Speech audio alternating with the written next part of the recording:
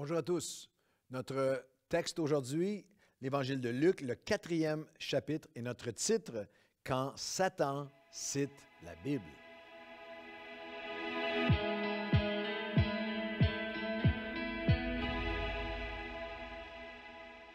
Bonjour à tous et bienvenue à votre café matinal Luc, chapitre 4, aujourd'hui. Et notre lecture, notre texte de Luc, le 4e chapitre, commence en fait avec une lecture d'un autre magnifique passage. Dans Luc 4, il y a une citation, comme ça arrive souvent dans le Nouveau Testament, d'un psaume magnifique, du célèbre psaume 91, qui est un psaume de protection, qui commence avec les mots au verset 1 et 2, « Celui qui demeure sous l'abri du Très-Haut repose à l'ombre du Tout-Puissant. Je dirai à l'Éternel, tu es mon refuge, ma forteresse, mon Dieu en qui je me confie. » En plein cœur de ce psaume, il y a cette promesse de protection. Toujours psaume 91, « Il m'invoquera, je lui répondrai, je serai avec lui dans la détresse. Je le délivrerai, je le glorifierai, je le rassasierai de longs jours, je lui ferai voir mon salut. » Et il y a dans ce psaume une promesse encore plus spécifique, une promesse de protection angélique, que les anges, que Dieu va mettre ses anges autour de ses enfants pour les protéger. Psaume 91, 11 et 12. « Car il ordonnera à ses anges de te garder dans toutes tes voies. Ils te porteront sur leurs mains, de peur que ton pied ne heurte contre une pierre. » Nous retrouvons ce psaume 91 écrit des centaines d'années auparavant, cité dans notre chapitre aujourd'hui de Luc, chapitre 4. Et ce qui est saisissant, c'est qui le cite à qui? Êtes-vous prêts? C'est Satan qui cite la parole de Dieu, ce psaume que je viens de vous lire, à Jésus. Arrêtez-vous un instant. Le menteur, le père du mensonge, le voleur qui ne vient que pour tuer, égorger et détruire, l'antichrist qui veut faire avorter les plans de Dieu, de rédemption de Dieu à travers Jésus-Christ, cite à Jésus ce psaume et cite ce psaume au Fils de Dieu. Le contexte de Luc chapitre 4, versets 1 et 2, Jésus, rempli du Saint-Esprit, revint du Jourdain, il fut conduit par l'Esprit au désert, et là, il fut tenté par le diable pendant 40 jours. Jésus a jeûné 40 jours, et il est en combat spirituel contre l'ennemi de son âme. Il ne mangea rien durant ces jours-là, et après qu'il furent écoulés, les jours furent écoulés, il eut faim. Le diable lui dit, et là, il y a ces tentations, il y a 3 tentations de Satan à l'égard de Jésus, qui sont les 3 tentations qu'on appelle les tentations originelles, les tentations aussi universelles. En fait, il reprend les 3 grandes sphères de tentation envers Jésus qu'il avait utilisées, que le serpent a utilisé avec Adam dans la Genèse, au commencement. Qu'on a nommé, que les théologiens ont nommé la tentation de la convoitise de la chair, de la convoitise des yeux et de l'orgueil de la vie. La tentation de la convoitise de nos passions, de la chair. Au verset 3, à Jésus qui est en jeûne de 40 jours, le diable lui dit, « Si tu es le Fils de Dieu, ordonne à cette pierre qu'elle devienne du pain. » Mais Jésus lui répondit par la parole, « Il est écrit, l'homme ne vivra pas de pain seulement, mais de toute parole qui vienne de la bouche de Dieu. » Et là, il y a la deuxième tentation qu'on appelle la convoitise, non seulement de la chair, mais la convoitise des yeux, ce que nous convoitons. Et parce que nous lisons, il lui montra, au verset 5, alors le diable, l'ayant élevé, lui montra en un instant tous les royaumes de la terre et lui dit, « Je te donnerai toutes ces puissances et ta gloire de ces royaumes, car elle m'a été donnée, et je te la donne et je la donne à qui je veux. » Alors, il y a le menteur qui lui montrera la tentation de la convoitise des yeux, la convoitise de la chair, la convoitise des yeux, et l'orgueil de la vie. L'orgueil, la nature qui veut s'élever et tenter Dieu, contre Dieu. Verset 9. Le diable conduit encore à Jérusalem, le plaça sur le haut du temple, et lui dit, « Si tu es le Fils de Dieu, jette-toi d'ici en bas, car il est écrit, » et c'est là que le diable cite la parole de Dieu pour faire avorter le plan de Dieu, pour tenter Christ. Le diable lui dit, il cite le psaume 91 qu'on vient de vous lire, il te donnera des ordres, il donnera des ordres à ses anges à ton sujet, afin qu'ils te gardent, ils te porteront sur leurs mains, de peur que ton pied ne heurte contre une pierre. Et encore une fois, Jésus répond avec la parole de Dieu. Il est écrit, tu ne tenteras pas le Seigneur ton Dieu. Après l'avoir tenté de toutes ses manières, le diable s'éloigna de lui jusqu'à un moment favorable. Wow! Comme le serpent a tenté Adam, le même ennemi qui vient maintenant tenter Christ dans son humanité, qui va vaincre pour nous toute tentation humaine pour nous donner victoire. Mais rappelez-vous que Jésus répond avec la parole de Dieu. C'est ainsi que vous et moi devons répondre aussi avec la parole de Dieu à toute tentation de l'ennemi. Mais quand Satan cite la Bible, il cite les mots exacts du psaume 91 afin de faire dérailler le plan de Dieu, de tenter Christ et à se jeter littéralement en bas du temple, du pinacle du temple. L'ennemi de nos âmes peut encore polluer la Bible, la manipuler, la tordre jusqu'à l'isoler, jusqu'à lui faire perdre son sens et même l'utiliser pour nous détruire.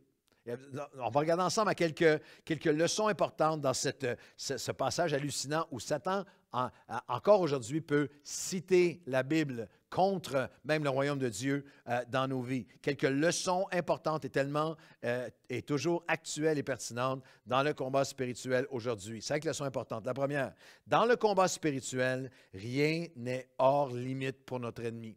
Ne pensez pas que les seules tentations qu'il nous tentent seulement par sex and drugs and rock and roll. Ne pensez pas que lorsqu'on dit tentation, vous avez seulement la pensée de convoitise et d'idolâtrie, de choses qui sont Oui, il utilise les grandes tentations universelles, la convoitise des yeux, la convoitise de notre chair, l'orgueil de la vie, mais il n'y a rien qui est hors limite. L'ennemi peut tant utiliser l'amertume que la rancune, que l'offense, que le matérialisme, que le non-pardon, que les relations illicites, l'envie, les yeux, l'envie, la jalousie, le péché, manquer la cible de Dieu, le mal, la colère, la haine, l'idolâtrie. Mais ce qui est important, c'est que l'ennemi peut aussi utiliser le religieux. Même des textes bibliques, même les Écritures tordues et manipulé pour notre destruction.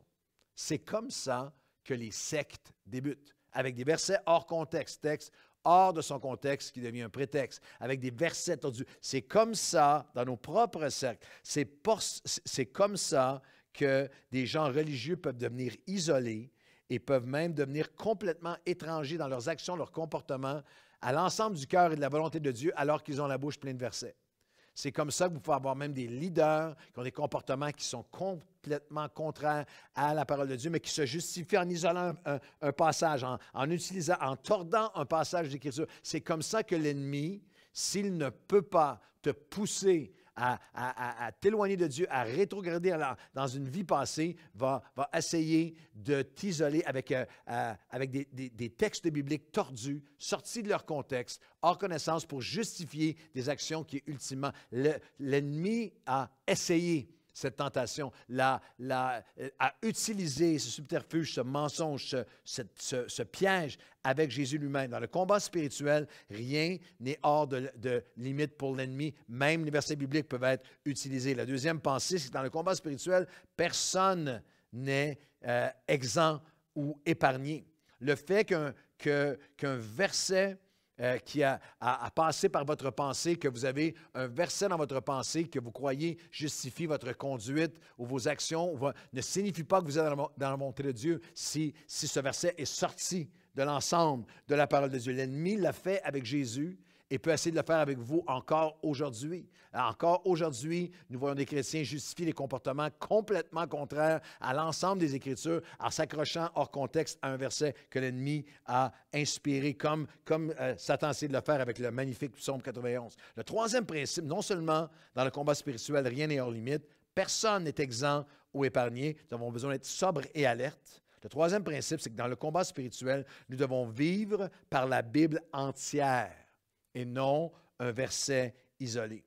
Vous savez, ce n'est pas que la Bible, ce n'est jamais que la Bible est en contradiction avec elle-même, mais nos interprétations peuvent contredire la Bible. Alors nous avons besoin d'étudier. Vous avez besoin en 2021 d'étudier la parole de Dieu. Vous avez besoin d'être fidèle à l'entendre. Vous avez besoin de vous nourrir. Vous avez besoin de la méditer. Vous avez besoin d'être très alerte sur qui vous enseigne, qui vous nourrit. Vous avez besoin d'apprendre à la connaître dans l'ensemble de la parole et non d'un verset. Vous avez besoin de comprendre à la base l'herméneutique l'interprétation des Écritures, les types d'écrits bibliques que vous trouvez dans la parole de Dieu, les contextes bibliques. Vous avez besoin d'être capable d'interpréter la Bible entière. Et Jésus l'a fait avec Satan lui-même. Lorsque Satan lui cite le psaume 91, il répond avec la parole. Non, tu ne tenteras pas, Seigneur ton Dieu. Mais il le fait un peu plus tard. Il va le faire même dans le temple. C'est mon devoir pour vous aujourd'hui. Lisez Luc chapitre 4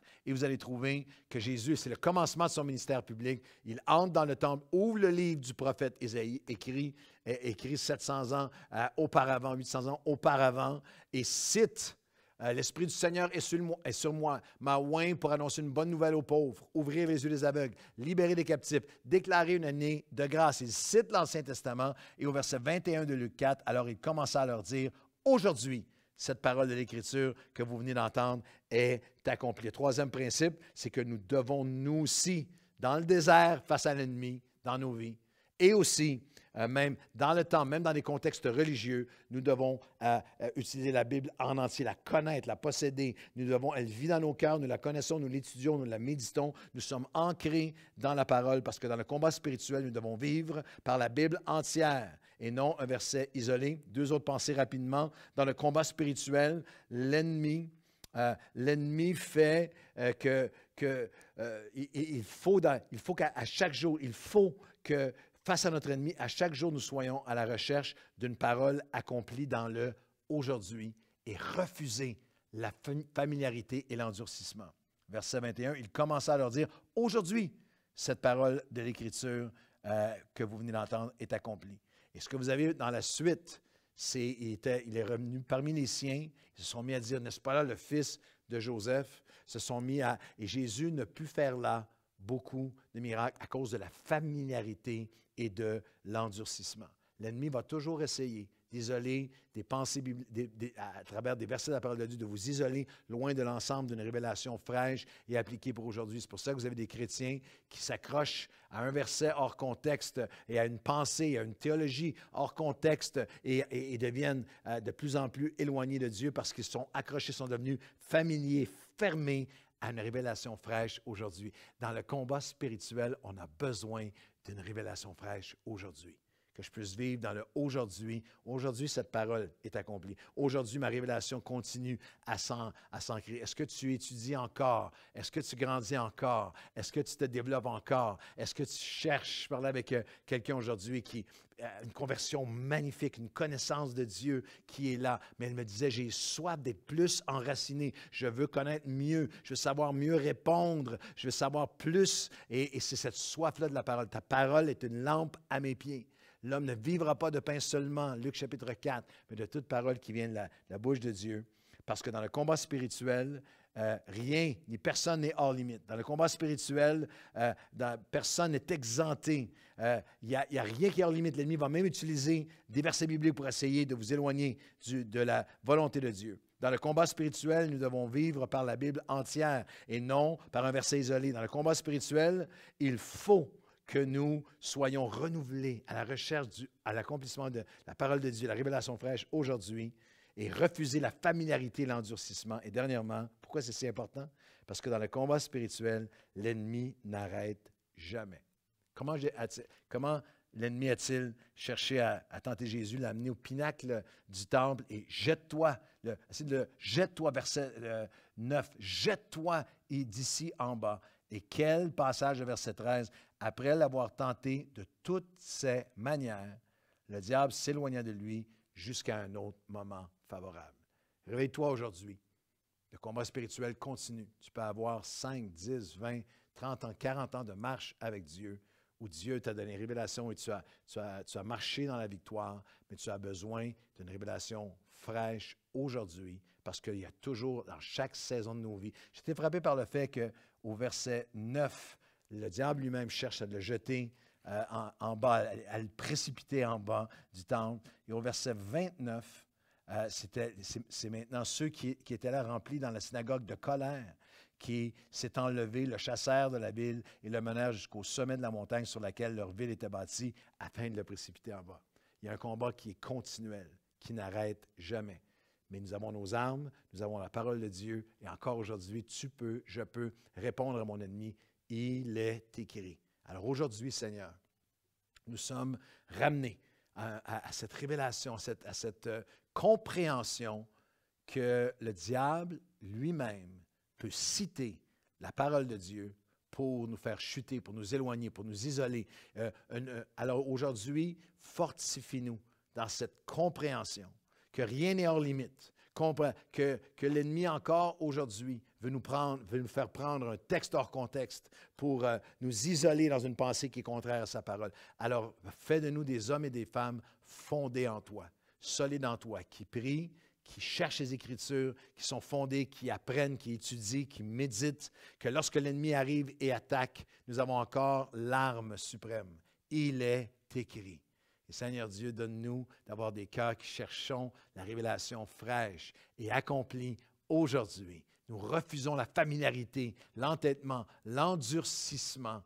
Mais aujourd'hui, Seigneur, nous savons que par la parole, nous sommes et nous allons être vainqueurs. Et pour chaque mensonge de l'ennemi, il y a une lumière de ta parole dans son entier pour nous garder dans le sentier de la vérité et dans l'accomplissement de ta volonté pour nos vies. Au nom de Jésus, amen et amen. Bonne journée à tous.